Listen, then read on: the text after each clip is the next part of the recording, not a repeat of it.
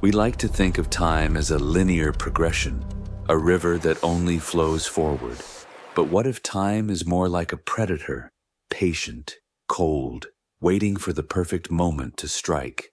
In 1893, a projectile was fired in the small town of Honey Grove, Texas.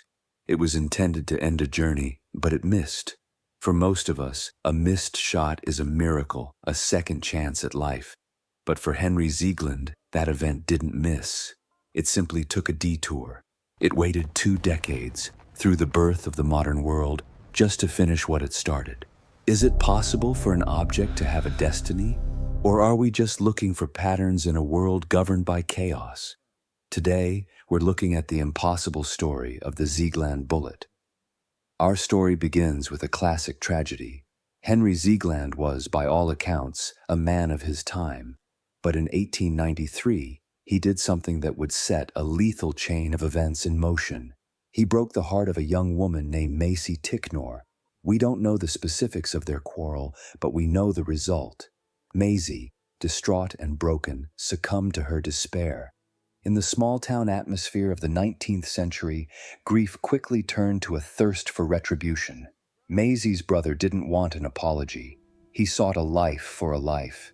He tracked Ziegland down to a wooded area, drew his iron, and fired. He saw Ziegland fall.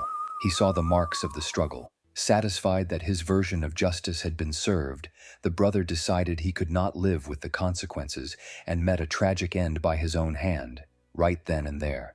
But there was a problem. Henry Ziegland was still breathing. The projectile had only grazed Ziegland's face before burying itself deep into the bark of a sturdy oak tree behind him. He had survived by a fraction of an inch. He went home, recovered, and eventually, the world moved on. 20 years passed. Think about what happens in 20 years. Empires fall. Technology leaps forward. Ziegland grew older, perhaps forgetting the face of the man who sought him out, but the object stayed there. It was slowly being swallowed by the tree, hidden by layers of new wood, waiting in the dark. It stayed perfectly preserved, a tiny seed of fate lodged in the heart of the forest. It's now 1913. Henry Ziegland is a mature man, and he decides that this specific oak tree, this giant reminder of his past, needs to go. But it's too thick for a standard blade. So he decides to use a bit of modern persuasion, explosive force.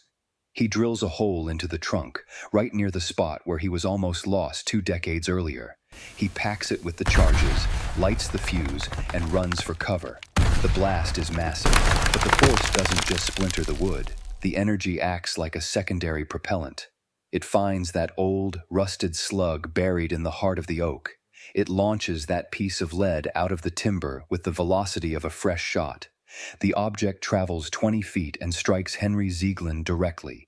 He was gone in an instant. The same object, the same man, just 20 years late. Now, if you're sitting there thinking, this sounds like a tall tale, you're not alone. This story was reported in major newspapers in 1913, but historians have struggled to find the specific family in census records. Was it an urban legend born in a Texas saloon that made it into the news wires? Or was it a freak accident so improbable that the universe had to cover its tracks? If it is true, it forces us to ask, is there such a thing as a due date for our departure? Can you really dodge your fate, or are you just putting it on layaway? Henry Ziegland thought he was the luckiest man in Texas. For 20 years, he lived on borrowed time. But the universe is a meticulous accountant, and eventually, it always collects its debts.